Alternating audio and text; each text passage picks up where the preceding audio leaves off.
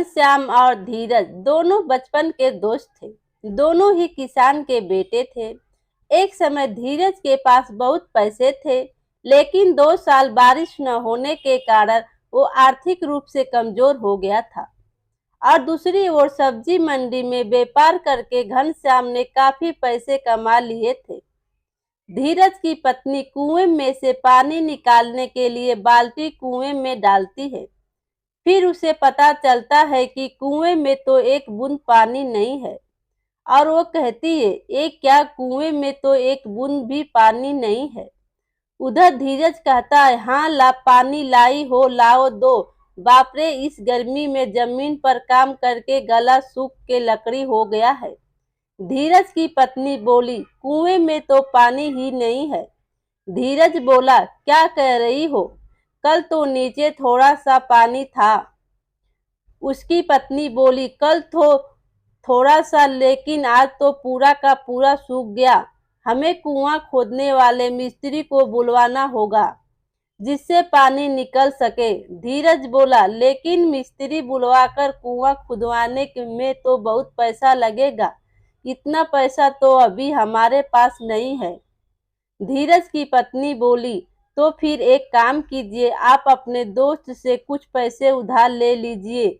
एक दिन आपने भी तो उसको 500 रुपये उधार दिए थे ना, अभी तक तो उसने वापस नहीं दिए। धीरज बोला, अरे वाह, बहुत अच्छा ध्यान दिलाया तुमने, मुझे तो ध्यान ही नहीं था। मैं अभी उसके यहाँ से पैसे लेकर आता हूँ। घनश्याम के घर के बाहर पहुंचकर धीरज आवाज लगाता है, घनश्याम घर पे हो क्या। घनश्याम घर से बाहर आता हुआ, अरे धीरज बोल, क्या खबर है। धीरज बोला, अरे बहुत जरूरी में तेरे पास आया हूँ। बोल बोल। धीरज बोल रहा था कि बहुत दिन पहले मैं तुझे 500 रुपये उधार दिया था, याद है तुझे। घनश्याम बोला, हाँ याद है। धीरज बोला, दरअसल अभी पैसों की न मुझे बहुत जरूरत है, अगर तू दे देता न तो बहुत उपकार होता मेरे ऊपर। घनश्याम बोला, पैसा, इतना पैसा मैं कहाँ से लाऊंगा। सच बोल रहा हूँ, मेरे पास उतने पैसे नहीं हैं, एकदम हाथ खाली है। धीरज बोला, लेकिन अनाज का व्यापार करके तो तू बहुत पैसा कमा रहा है। घनश्याम बोला, वो तो सब बाहर से अच्छा दिखता है, अंदर से तो ठन गोपाला है। धीरज बोला, ओह, तो अभी नहीं मिलेगा। दरअसल मेरे घर का जो कुआं है ना, वो सूख गया है। मेरे पास में कोई तालाब भी तो नहीं है, और फिर मिस्त्री को बुलवाकर बनवाने में 500 रुपया तो लग ही जाएगा ना। घनश्याम बोला, उसमें मैं क्या कर सकता हूँ, कुछ दिन ऐसे ही चला दो, खुद ही खोद लो कुआं, पूजा के बाद आना होगा तो दे दूंगा। धीरज बोला, पूजा के बाद, उसमें तो बहुत देर होगी। ठीक है, कहकर घर के लिए निकल जाता है। उधर घनश्याम की पत्नी बोली, पैसा न देकर अच्छा काम किया, पता नहीं कब उधार दिया था और आज पैसे मांगने भी आ गए। ऐसे कह रहा है जैसे हाथ का मेल हो। उधर धीरज घर पहुंच जाता और उसकी पत्नी पूछती है, क्या हुआ, आपके दोस्त ने पैसे दिए। धीरज बोला, ना दिया नहीं, उसने पूजा के बाद आने को बोला। धीरज की पत्नी बोली, पानी के बिना अब क्या होगा, हम तो प्यास से ही मर जाएंगे। तभी धीरज बोला, अच्छा, अगर मैं खुद खोद से ही कुएं खोद दूं तो। धीरज की पत्नी बोली, आप कर लेंगे। धीरज बोला, हाँ, जब कुआं मिस्त्री कर लेगा तो मैं क्यों नहीं कर लूंगा। और उसी दिन उसने रस्सी की सीढ़ी बनाकर कुएं में उतरा और उसने अपने कुएं में खुदाई शुरू कर दी। वो खोदता था और उसकी पत्नी बाल्टी से मिट्टी खींचकर बाहर निकालती थी। थोड़ी देर खोदने के बाद धीरज चिल्लाता है अपनी पत्नी को, शर्मिली, कुएं में थोड़ा थोड़ा पानी आने लगा है। धीरज की पत्नी बोली, सच में है, ऊपर वाले सब आपकी कृपा। धीरज बोलता है, आंखों में और मुंह में जरा ठंडा पानी देता हूँ। ये क्या, ये तो पानी नहीं लग रहा है। ये तो धीरज उस पानी को सूंघता है और समझ जाता है कि ये तो पेट्रोल है और कुएं से बाहर आ जाता है। उसकी पत्नी बोलती है, क्या हुआ, आप बाहर आ गए और नहीं खोदेंगे। धीरज धीरज बोला, अरे घर के भीतर चलो, बात करनी है। घर के अंदर आने के बाद धीरज की पत्नी कहती है, बोलिए क्या बात है। धीरज बताता है, शर्मिली, वो जो कुआं खोदते खोदते जो निकला है ना, वो पानी नहीं है तो फिर क्या है? तेल है, तेल। तेल मतलब? अब धीरज बताता है, जिस तेल से गाड़ी मोटरसाइकिल, वो तेल। धीरज की पत्नी बोली, क्या बात कर रहे हैं आप, पानी की जगह तेल निकला? धीरज बोला, अच्छा सुनो, ये बात ना किसी को बताने की जरूरत नहीं है, हमें तो पैसे की बहुत जरूरत है ना, इसी तेल को बेचकर हम व्यापार करेंगे। और उसी रात से धीरज रोज रात को कुएं में जाकर तेल निकालता था और अपने घर के बाहर बेचता था। एक ग्राहक आया, धीरज भैया मुझे 1 लीटर तेल देना।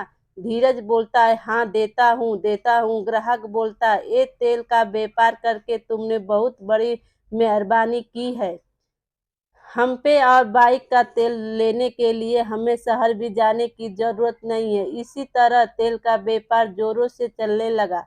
धीरज की पत्नी पूछती है, आज कितनी कमाई हुई? तो कहता है, 10,000। धीरज की पत्नी बोली, क्या बात कर रहे हो, 10,000? हमने तो कुछ ही दिनों में 30,000 कमा लिए। अच्छा सुनिए ना, क्यों न हम अपने घर को भी ठीक कर ले, आंगन में एक नल लगवा देते हैं और अपने लिए कुछ गहने भी ले लेती हूँ। तभी धीरज बोला, नहीं शर्मिली, अभी यह बात अपने दिमाग में मत आने दो। तभी शर्मिली बोली, लेकिन क्यों? धीरज बोला, क्या मालूम कब क्या हो जाए। शर्मिली बोली, क्या होगा मतलब? धीरज बोला, कुएं का तेल गायब भी हो सकता है, और फिर दुश्मनों की भी तो कमी नहीं है न, क्या पता कब कोई समस्या आ जाए, पैसा जोड़कर रखना चाहिए। शर्मिली बोली, हूँ, अच्छा ठीक है। फिर अपने मुंह से ठीक है तो कह दिया, लेकिन 2-4 गहने बनवा ही लिए। एक गहने बनवाने के बाद पूरे गांव की औरतों में पता चल गई, और घनश्याम की पत्नी मीना को भी ये बात पता चल गई। घनश्याम की पत्नी घनश्याम से कहती है, सुनिए, अपने उस तरफ की खबर सुनी है? घनश्याम बोला, कौन सी खबर? मीना बोली, तुम्हारा दोस्त जो कुछ दिन पहले पैसे मांगने आया था, उसकी बीवी बहुत सारे गहने पहनकर घूम रही है। घनश्याम बोला, यह क्या बोल रही हो तुम मीना? मीना बोली, मैं ठीक ही बोल रही हूँ। अच्छा, आपके दोस्त को इतने सारे पैसे कहाँ से मिले? कहीं उसने बहुत सारा खजाना तो नहीं मिला?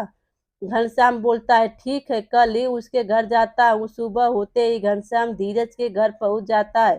धीरज घनश्याम को देखकर बोलता है, अरे घनश्याम, तेल खरीदने आए हो क्या? घनश्याम बोलता है, तो तेल बेचता है? तो धीरज बोला, हाँ भाई, खेती करके तो कुछ हुआ नहीं, इसलिए तेल बिक्री करने का ही धंधा मैंने शुरू कर दिया। धीरज की पत्नी बोली, आप चाय पियेंगे? मैं अभी चाय लेकर आती हूँ। घनश्याम बोलता है, भाभी जी ने तो बहुत सारे गहने पहने हैं, इसका मतलब तुम्हारे व्यापार में तो अच्छी कमाई हो रही है। धीरज बोला, भाई ये किसी तरह चल जा रहा है बस। घनश्याम बोला, हे, ये किसी तरह चल जा रहा है, और ये जो भाभी के शरीर पर इतने गहने हैं, इसका क्या कैसे पाए इतने गहने? धीरज बोला, पाऊंगा कहाँ से, वही शहर का पेट्रोल पंप है ना, वहां से खरीद कर लाता हूँ और थोड़ा लाभ लेकर बेचता हूँ। तभी घनश्याम बोलता है, अच्छा, कौन सा पेट्रोल पंप? धीरज घबराते हुए, वही वही तो शहर वाला। घनश्याम हंसते हुए, एक क्या बात हुई, पेट्रोल पंप का नाम भी याद नहीं है? कहीं चोरी करके तो नहीं लाते ना? तभी धीरज बोला, अरे ना, चोरी क्यों करूंगा मैं, बोल लो तो चोरी क्यों करूंगा? घनश्याम बोला, तो फिर क्या तुझे तेल का खजाना मिल गया है क्या? धीरज बोला, पगले हो गए हो क्या? तेल का खजाना मुझे मिल जाए, ऐसा मेरा भाग्य कहाँ है? घनश्याम बोला, फिर मुझे लगता है कि तू मुझसे कुछ छिपा रहा है। धीरज बोला, विश्वास कर, मैं कुछ भी छिपा नहीं रहा हूँ, तू तो मेरा बचपन का दोस्त है। घनश्याम बोला, देख लूं, तू मेरे बचपन का दोस्त है, इसीलिए तुझे आज मैं छोड़ रहा हूँ, लेकिन याद रखना, कल वापस आऊंगा। अगर मुझे सच नहीं बताया तो मैं पंचायत बुलवाऊंगा, और तुझे उनके सामने सच बोलना ही पड़ेगा, और वो रहस्य खोलना ही पड़ेगा, समझ गए? तो मैं चलता हूँ। धीरज की पत्नी घर में से बाहर आते बोली, अब क्या होगा?